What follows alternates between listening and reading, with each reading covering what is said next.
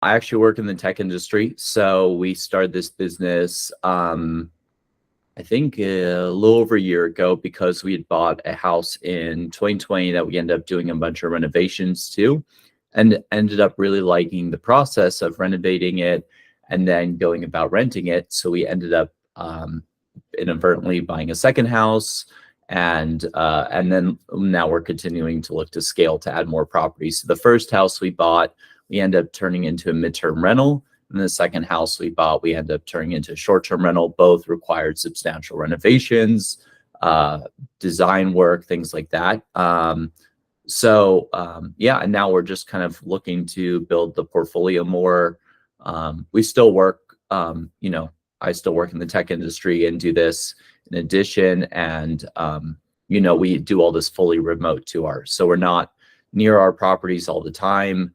One of the properties we're not near very often. So we travel back and forth periodically to like go visit the property and do some work. So we have it set up so we can do everything remotely, basically. I think the only way you can do manual pricing is if you are in there every day adjusting the pricing, and you're pulling a comp set that you're looking at everyone else's pricing, what their occupancy levels are, you're comparing your occupancy levels, and on top of that, you're also looking at travel trends and events. I don't know who would have that kind of time. And you would have to be really good at manual data analysis on the fly, which most people aren't.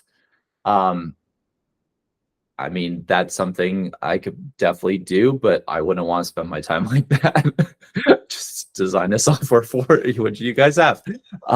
But yeah, I mean, there's just no way to be competitive and have a successful property or business. I think that's one thing I run into a lot in the groups I'm part of, is a lot of hosts maybe don't use a PMS or don't use price labs or dynamic pricing software, and they're just setting a pricing and forgetting about it. And then they're like, well, we didn't get booked. I talk with a lot of hosts and say, like, look, if you really want to do better, you need to set up a PMS, you need to set up dynamic pricing, you need to look at comps in your area, and also improve the property to match the designs, amenities, other things of your guest persona. I think that's the biggest challenge, and that's going to be, honestly, I think it's already happening, but that is the biggest split of the hosts that are succeeding and the hosts that aren't. And the ones that aren't are probably going to fall away and start selling out their properties to the other hosts that are succeeding, because they're not playing at this level. And for example, like on Price Labs, you could pull all the events on the calendar, which is super easy and handy. Like for me, if I want to look at the events, I also work with the tourism for the city, and we're listed on that platform too. But I have to go into their calendar and look at all the events and be like, oh, what's coming up, and keep track of that. And I don't want to spend my time doing that. And then also, if I forget, I could accidentally have the price too high or too low and miss those opportunities. So by having it all built in one software, I don't have to think about that.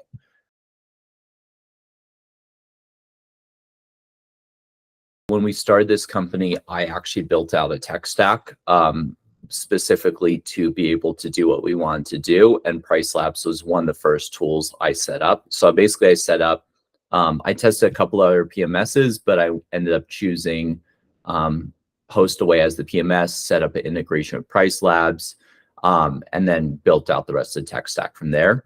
I actually didn't even bother trying to do it manually, because I knew for us being, working and doing this remotely, I wanted to be able to make this as hands-off as possible, but also scalable. And for me, having that integration with a software like Price Labs was key. Sat through a bunch of your webinars and trainings. I've done some of the like on-demand stuff. There's so many tools out there. But when I started, there wasn't I believe it's the HLP algorithm now.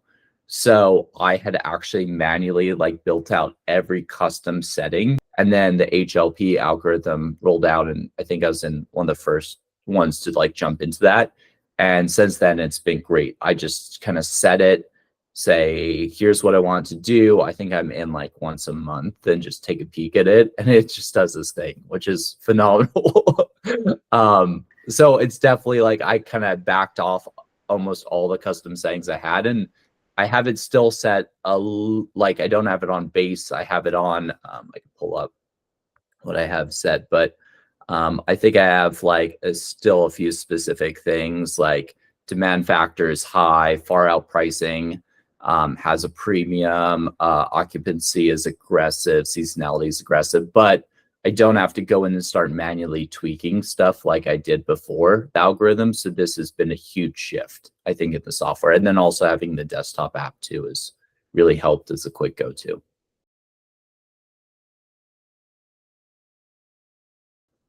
I think my favorite part is that it allows it to sync daily now, where it adjusts the prices. So it's always pulling from my calendar, and we try to fill our calendar pretty full. And so we do like same day check and checkouts. And it's able to look at that and say, okay, we're starting to fill up. Maybe let's adjust this price, or we're getting maybe there's a Monday, Tuesday, Wednesday open. Let's tweak this down. And what it allows us to do is allows us to get a lot higher occupancy numbers, or a lot higher revenue. So even if we're not trying to fill the occupancy, so like this summer, the we had relaunched and we were closed because we had done a bunch of renovations.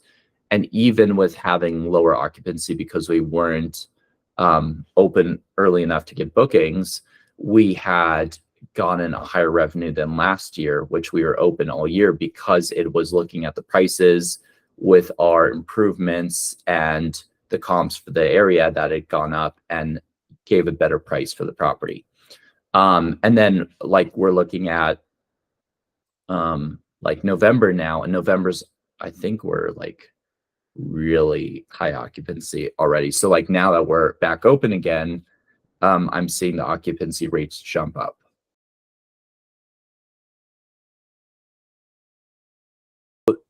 We hit our financial goal last year. And I believe we're on track to hit the financial goal this year. And that's really because of the pricing and then the ability to have it fluctuate to fill those open periods. Especially we have the orphan gap turned on, so it allows it to give a little special discount for those days. And then by having a large amount of bookings, I think we average on the short-term rental like between 5 and 7 a month. We're able to have a lot of traffic come in and get a lot of reviews. And by doing that, that property's got all 5-star reviews, and Airbnb has ranked it as the top 1% of properties on Airbnb because it gets so much guest feedback, I think, as part of it, and so many bookings coming through that property. I think a lot of that's in part to the pricing structure we have set up that allows it to get those bookings. We're on track to do, I think, at least 25% more this year than we did last year with our new pricing. Just take a look at like November, for example, which we're like, well, we're booking right now like 2 months out. We're going to hit our highest November, I think, by almost double this November. And we're at, I think we still have some nights open that we could fill, and we're already at 83.33% occupancy.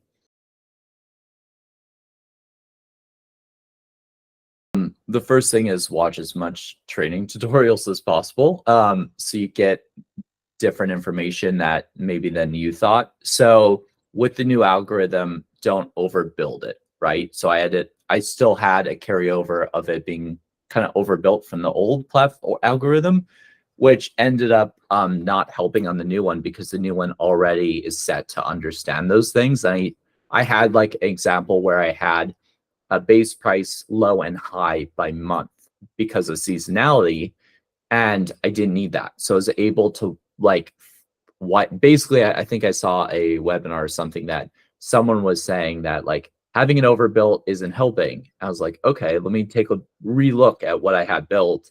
And I end up wiping all that out and doing a test run, and it ended up working much better. So with the new algorithm, you don't have to overbuild or overthink it by seasonality, by things like that, because it's already set to do that. Another thing I do is I make sure that there is like a last minute prices. So, and I have it set to automatically do based on the market, because what's so important about that is if you're not filling a last minute chunk, you want to discount it, because you want to be able to get people in and have that booking. So even if you're not making as much as you want to make, again, that goes back to the algorithm where you would rather get the booking, get the review.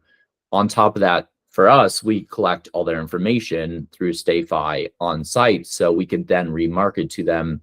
And that's how we drive additional revenue through our direct booking. But that is worth more money in the long run for me as a reoccurring revenue basically stream where we don't have acquisition costs. That one-time acquisition cost of the customer or client, the renter, is that first discount, right? So once I have that discount, even if I need to fill last minute, discount it heavier, I get them in, and then I could remarket to them in the future and then have them as a lifelong client.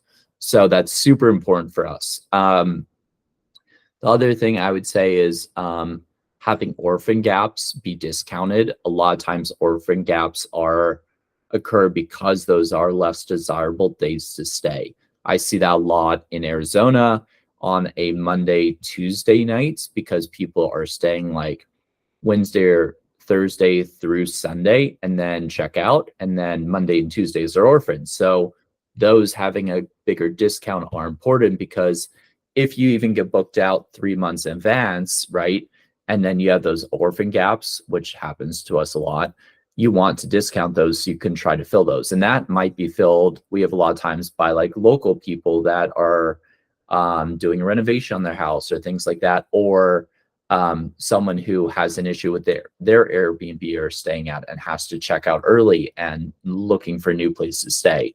That's a really good way to fill those little gaps. So really it just comes down to like making sure you have all the customizations set correctly, and then testing it. So like at the beginning, when you first set it, just going through and making sure it's all working the way you want it to work for your area, looking at your bookings coming in, your occupancy rates, and then making some tweaks if you feel like it's not working quite the way you want to. And then I usually go through and look at the base price and minimum and have it automatically compare to the area every month or two and just kind of see what's happening. Could do it more, you could do it less. But I feel like so far with the new algorithm, I've been pretty happy with where it's been set and what it looks for in the future.